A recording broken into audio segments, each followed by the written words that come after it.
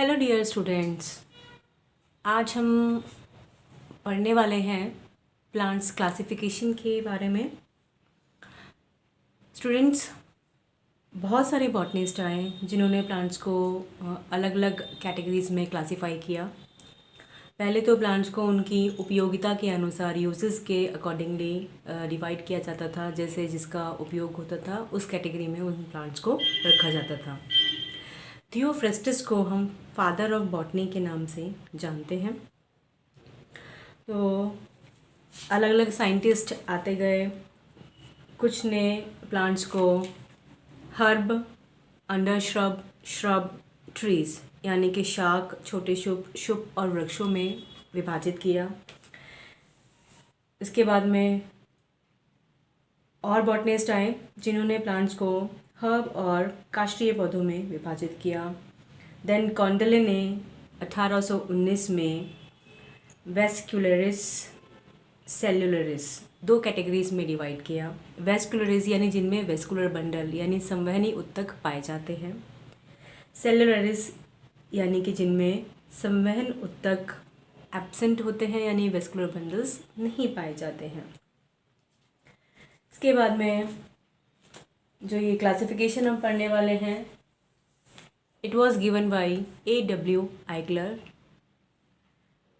1875 में ये क्लासिफिकेशन दिया था इन्होंने और प्लांट्स को दो कैटेगरीज में डिवाइड किया था, क्रिप्टोगैम्स एंड फेनरोगैम्स।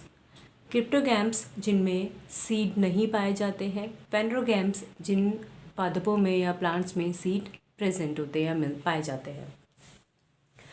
तो क्रिप्टोगैम्स को इन्होंने तीन कैटेगरी में डिवाइड किया, Thallophyta, bryophyta and pteridophyta.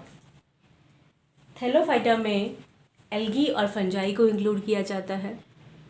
Thallophyta वो प्लांट्स होते हैं जिनमें सत्य जड़, तना और पत्तियां अनुपस्थित होती हैं यानी कि नहीं पाई जाती हैं। True roots, leaves and stems are absent.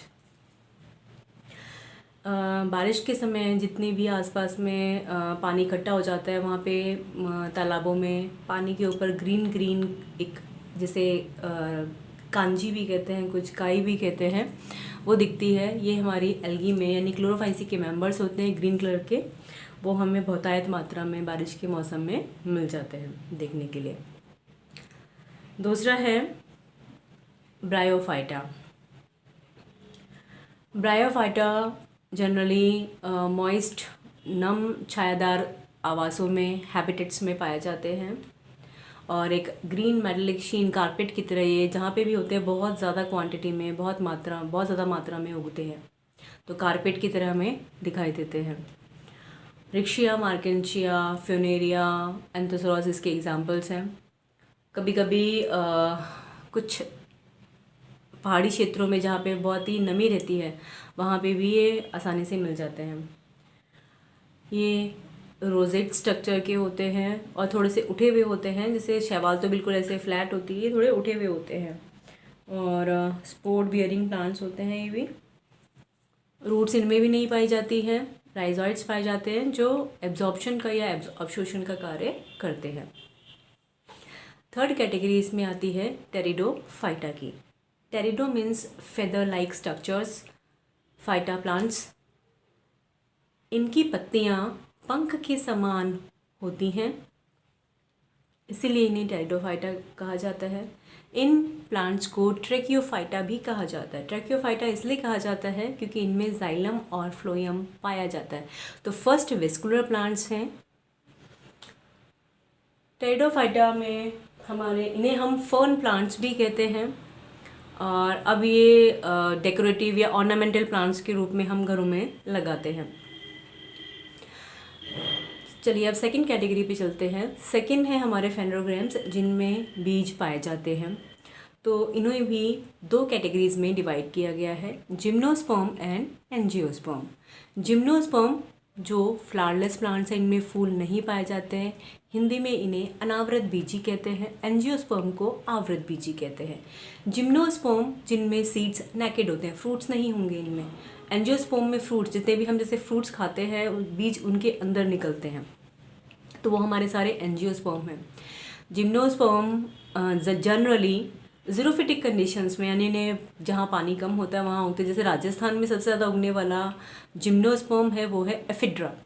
और हम पहाड़ी क्षेत्रों पे जाएंगे तो वहाँ पे चीड़, देवदार, इनके जो पेड़, चीड़ के पेड़ जो मिलते हैं यानी पाइन ट्रीज़, पाइनस के ट्रीज़, वो इसमें जिम्नोस्पर्म में इंक्लूड होते हैं।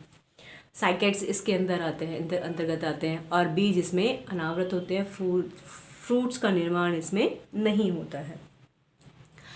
दूसरी कैटेगरी हमारी एंजियोस्पर्म यानी आवृत बीजी। फ्लावर इनमें सभी में पाए जाते हैं, चाहे छोटा पौधा हो या बड़ा पौधा हो, बड़े ट्रीज़ हों, तो सभी में फूल पाए जाते हैं और इनमें फ्रूट्स सभी में बनते हैं। इनमें इनको हमें 2 कैटेगरीज में डिवाइड किया है, डाइकोटिलेडन्स एंड मोनोकोटिलेडन्स। डाइकोटिलेडन्स यानी द्विबीजपत्री और मोनोकोटिलेडन्स यानी एक बीजपत्री। तो डाइकॉट यानी कि जब जब जर्मिनेट होते हैं तो उसमें 2 बीजपत्र एक साथ निकलते हैं, वो डाइकॉट, जितने भी हमारे सराउंडिंग में प्लांट्स हैं। मोनोकोटिलेडन्स जो हमारी धान्य फसलें जैसे गेहूँ, ज्वार, चावल, बाजरा, ये हमारे मोनोकोटिलेडन्स में आते हैं। तो ये classification it was given by A.W. Eichler. अब नेक्स्ट वीडियो में मिलते हैं students. Thank you, bye bye.